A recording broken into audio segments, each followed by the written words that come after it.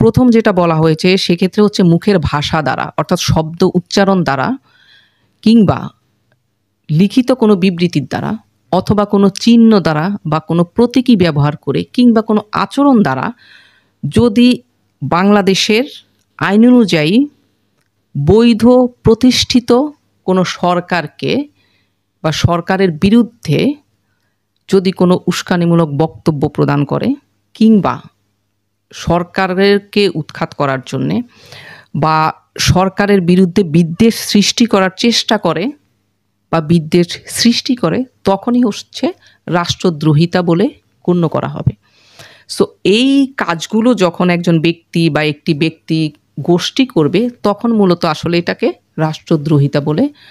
গণ্য করা হবে। কিন্তু এখানে দেশদ্রোহী এই শব্দটা কিন্তু কোথাও ব্যবহার করা হয়নি। আর যিনি রাষ্ট্রদ্রোহিতার এই অপরাধটি করবেন